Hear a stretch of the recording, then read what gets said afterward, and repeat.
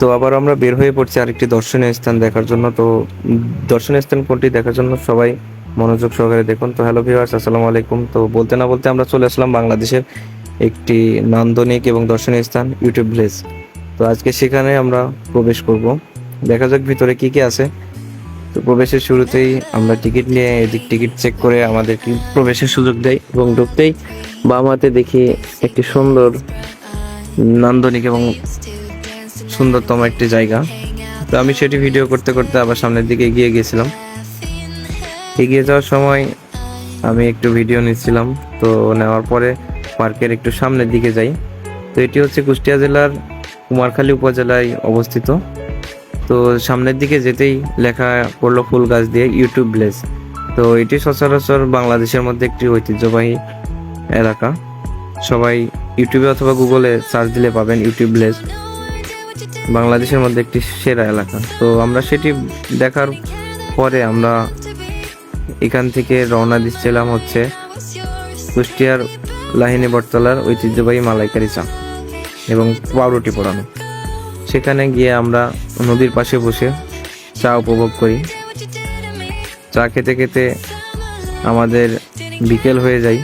তো আমরা চা সম্পন্ন করে, চায়ের মধ্যে অনেক সর্দি ছিল, যাই হোক তারপরে আমরা বাসার দিকে রওনা হই।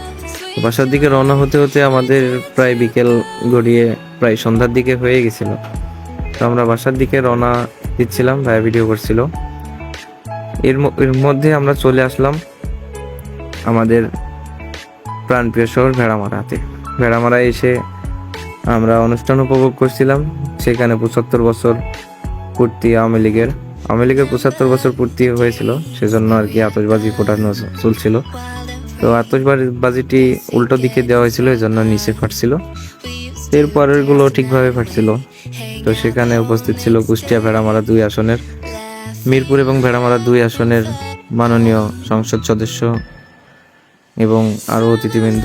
যাই হোক আমরা এদিকে আতশবাজি ফোটানো উপভোগ করছিলাম। যাই হোক আতশবাজি এগুলো না ফোটানোর চেষ্টা করব আমরা, কারণ রাত্রে অনেক পাখি থাকে যারা গাছে বসবাস করে, তাদের বসবাসের অযোগ্য হয়ে পড়ে। তো এগুলো সম্পর্কে এগুলো থেকে আমরা বিরত থাকবো। তো লাস্টে একটি আতশবাজি এইভাবে ফুটে গেল। আমার খুব পছন্দ লাগছিল, কিন্তু খারাপ লাগছিল যে পাখিগুলো বসবাসের অনুপযোগী হচ্ছিল। তো এইভাবে আমরা সবাই আতশবাজি ফোটানো উপভোগ করছিলাম।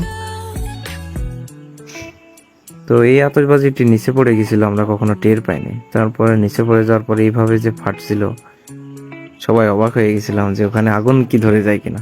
তো পরপর এইভাবে আতশবাজি ফুটেই চলেছিল। অনেকগুলো আতশবাজি এনেছিল, প্রায় দুই ঝাল মানে আতশবাজি, যা বলে বোঝাতে পারবো না। সেদিনকে ফোনের ক্যামেরাটি খুব একটা ভালো ছিল না। যাই হোক এরপরে আমরা অনুষ্ঠান দেখে বাসায় ফিরছিলাম। তো সে পর্যন্ত নেক্সট ভিডিওতে দেখা হবে। সবাই ভালো থাকবেন এবং আমার পেজটি ফলো দিয়ে আমার পাশে থাকবেন। সবাইকে ধন্যবাদ। আসসালামু আলাইকুম।